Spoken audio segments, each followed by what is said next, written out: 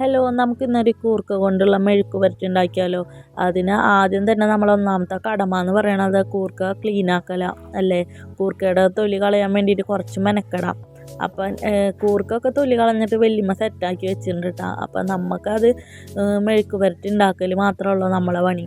അപ്പോൾ അത് വേവിക്കാൻ വേണ്ടിയിട്ട് ആദ്യം തന്നെ കുക്കറിൽ കളഞ്ഞ് സെറ്റാക്കി വെച്ചിരിക്കുന്ന കൂർക്ക ഇട്ട് കൊടുക്കുക കേട്ടോ. എന്നിട്ട് അതിലേക്ക് ആവശ്യത്തിനുള്ള കുറച്ച് വെള്ളവും അതുപോലെ തന്നെ കുറച്ച് ഉപ്പും പൊടി ഇട്ടിട്ട് നമുക്ക് ഒറ്റ വിസിലൊന്ന് വേവിച്ചെടുക്കാം കേട്ടോ. പിന്നെ കൂർക്ക വേവാൻ അധികം ടൈമൊന്നും വേണ്ട, ഒറ്റ വിസിൽ മതി. അപ്പോൾ ഇതിനത് സെറ്റായിട്ടുണ്ടാവും കേട്ടോ. കൂർക്ക വേവിട സമയം കൊണ്ട് നമുക്ക് ചുവന്നുള്ളിയും അതുപോലെ തന്നെ വെളുത്തുള്ളിയും ഒന്ന് തൊലി കളഞ്ഞെടുക്കാം കേട്ടോ.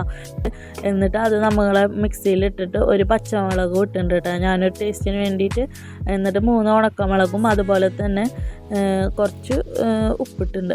എന്നിട്ട് ഇട്ടിട്ട് മിക്സിയിലൊന്ന് ക്രഷ് ചെയ്തെടുത്തിട്ടുണ്ട് കേട്ടോ. എന്നിട്ട് നമ്മൾ ചട്ടി ചൂടായി വരുമ്പോൾ അതിലേക്ക് കടുകിട്ട് പൊട്ടിക്കുക. അതുപോലെ തന്നെ ഒരു പച്ചമുളക് ചെറിയ കഷ്ണങ്ങളാക്കിയിട്ട് അതും ഇട്ട് കൊടുത്തിട്ട് വേപ്പിലയും ഇട്ടിട്ട് നമ്മൾ ക്രഷ് ചെയ്ത് വെച്ചിരിക്കുന്ന ഉള്ളിയും വെളുത്തുള്ളിയും ഇതിൽക്കിട്ട് ഒന്ന് മൂപ്പിച്ചെടുക്കുക കേട്ടോ. കൂർക്കയും കൊള്ളിയൊക്കെ എല്ലാവർക്കും കഴിക്കാൻ വേണ്ടിയിട്ട് നല്ല ഇഷ്ടമായിരിക്കും അല്ലേ. അതുപോലെ തന്നെ ഈ കൊള്ളിയും ചാളയും കൂർക്കയും ചാളയൊക്കെ ഇട്ട് വെച്ചാൽ നല്ല ടേസ്റ്റ് ആയിരിക്കും. ഉള്ളിയൊക്കെ മൂത്ത് വരുമ്പോൾ നമുക്ക് അതിലേക്ക് കുറച്ച് മഞ്ഞൾപ്പൊടിയും അതുപോലെ തന്നെ കുറച്ച് മുളക് പൊടി ഇട്ട് കൊടുക്കാം കേട്ടോ.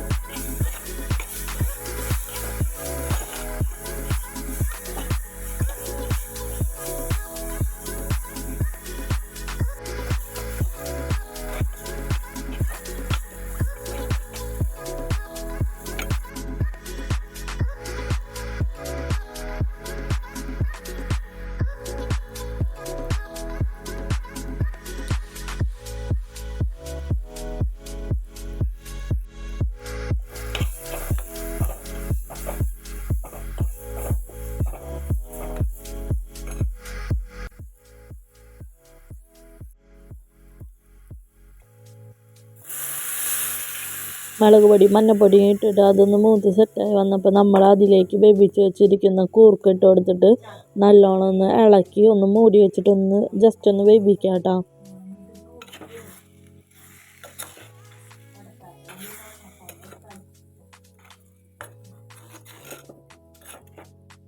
കുറച്ച് നേരം ഒന്ന് മൂടിയിട്ട് വേവിക്കുമ്പോൾ അതിലേക്കുള്ള എരിയൊക്കെ പിടിച്ചിട്ട് നല്ലോണം സെറ്റായിട്ടുണ്ടാവും കേട്ടോ. അപ്പോൾ നമ്മളെ കൂർക്ക മെഴുക്ക് പുരട്ടി ഇവിടെ റെഡി ആയിട്ടുണ്ട് കേട്ടോ.